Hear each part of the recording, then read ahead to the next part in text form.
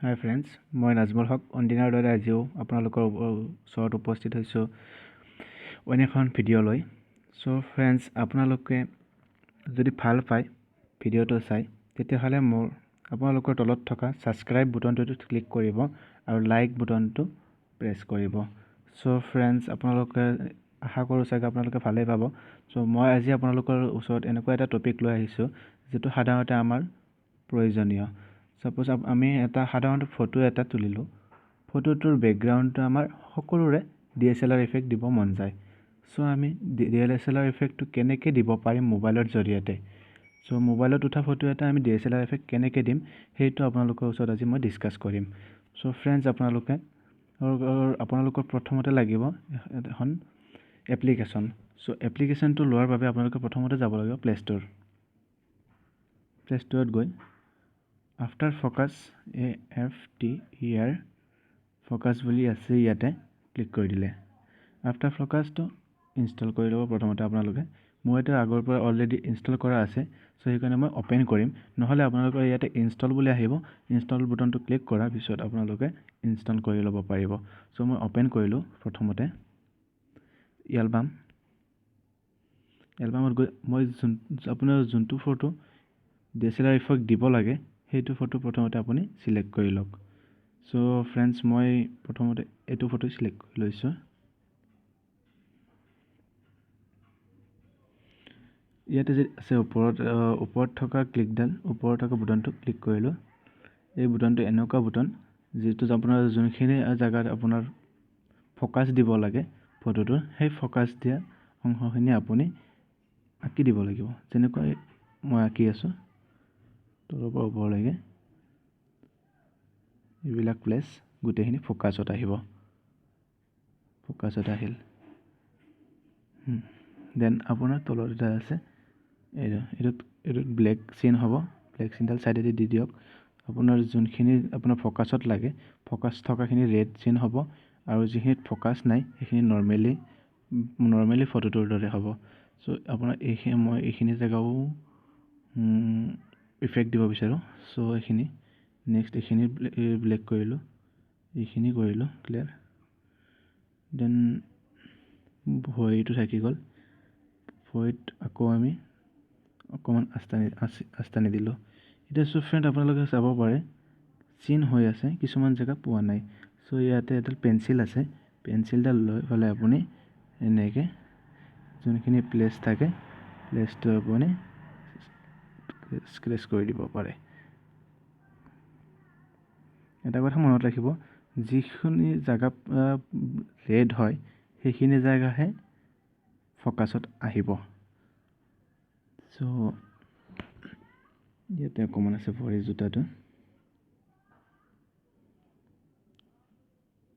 Friends, মই দেখাই দিছোঁ, আপোনালোকে ভালকৈ ল'ব পাৰিব।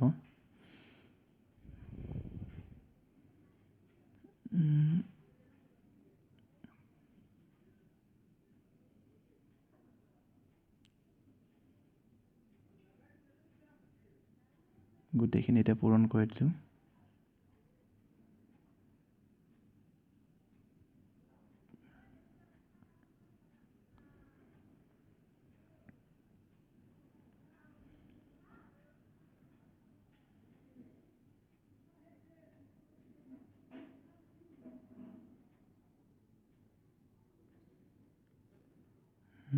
এতিয়া মাজৰখিনি আপোনাৰ ইফেক্টত দিব লাগে। চ' ইয়াতে আকৌ আস্তানি দিলোঁ আমি, তাৰপিছত কেঞ্চেল হ'ল। ইয়াতে মাজত অকণমান লাগিব, দিলোঁ কেঞ্চেল কৰি গোটেইখিনি গ'ল।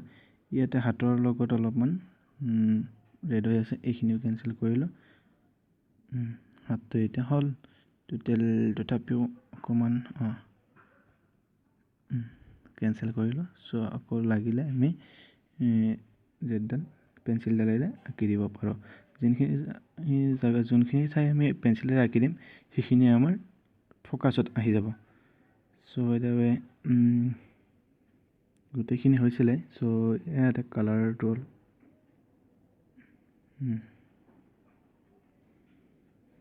এতিয়া হাতটো অকণমান আছে। চ' হাতটো আমি পেঞ্চিলেৰে আঁকি দিব লাগিব।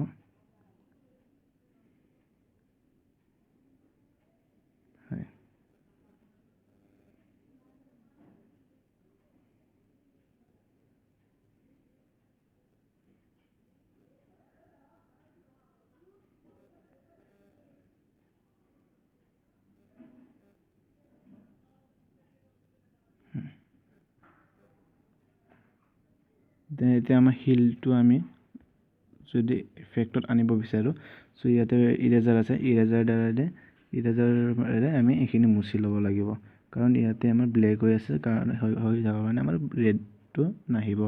চ' আমি হোৱাইট চিন কৰি দিওঁ, দিয়াৰ পিছত আমাৰ ইয়াতে ৰেড হেৰি আহিলে কি বুলি কয়, ইয়াতে অলপ আছে, মুচি দিলোঁ, ৰেড কালাৰ আহি গ'ল। আকৌ আমি ইয়াতে অকণমান ৰেড কালাৰ ইয়াতে, চ' ইয়াতে অকণমান হেৰি এইখিনি পূৰণ কৰি দিওঁ, হৈ গ'ল।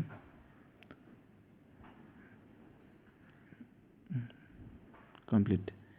এনেকৈ হোৱাৰ পিছত আপোনালোকে নেক্সট কৰি চাব কেনেকুৱা হৈছে, ইফেক্টটো কেনেকুৱাকৈ আহিছে। হয়, নিশ্চয় ধুনীয়া আহিছে। এতিয়া আপোনালোকে ব্লুৱাৰত যাওক, ব্লুৱাৰত গৈ আপোনালোকে ইফেক্ট প্ৰয়োজন অনুসৰি বঢ়াই ল'ব পাৰে বা কমাই ল'ব পাৰে। মই মিডিয়ামে ৰাখিছোঁ। তাৰপিছত আপোনালোকে ফ্ৰেণ্ডছ ফিল্টাৰলৈকে যাওক, ফিল্টাৰত গৈ বেকগ্ৰাউণ্ডটো যদি আমি বেকগ্ৰাউণ্ডৰ কালাৰটো চেঞ্জ কৰিব বিচাৰোঁ, চ' বেকগ্ৰাউণ্ডত যাব লাগিব। বেকগ্ৰাউণ্ডত যোৱাৰ পিছত আমি ভিন্ন ধৰণৰ কালাৰ ল'ব পাৰিম।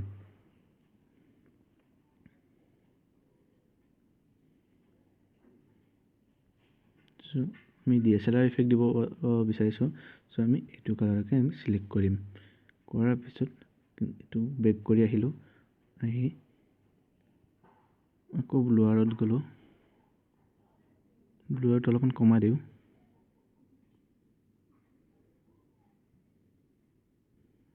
তাৰপিছত আমি ফিডিং বিজি মিনছ এইটো এনেকুৱা ধৰণৰ নেচাৰেল আছে, ইয়াতে নেচাৰেলটো কৰিম আমি। নেচাৰেল কৰাৰ পিছত আমাৰ সাধাৰণতে যেনেকুৱা হয় DSLR ইফেক্টটো তেনেকুৱা কমপ্লিট হ'ব। দেন আমি ছেভ বুটানটো প্ৰেছ কৰিম, ছেভ বুটান প্ৰেছ কৰি আমি য়েছ কৰিম, আমাৰ অলৰেডি ছেট হৈ গ'ল।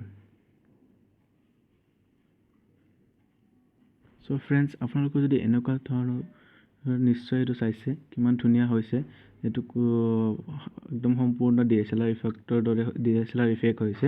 চ' ফ্ৰেণ্ডছ আপোনালোকৰ যদি এনেকুৱা ধৰণৰ কোনো সমস্যা থাকে, তেনেকুৱা সমস্যা সমাধানৰ বাবে আপোনালোকে মোৰ কমেণ্টছত গৈ লিখিব পাৰে যিকোনো সমস্যা। তাৰ বাবে মই আপোনালোকৰ নতুন ভিডিঅ' প্ৰস্তুত কৰি আপোনালোকৰ ওচৰত দিব পাৰিম। চ' ফ্ৰেণ্ডছ আপোনালোকে নিশ্চয় লাইক কৰিছে, আকৌ তলত থকা বুটানটো প্ৰেছ কৰি ছাবস্ক্ৰাইব বুটানটো প্ৰেছ কৰে যেন। চ' ধন্যবাদ, থেংক ইউ।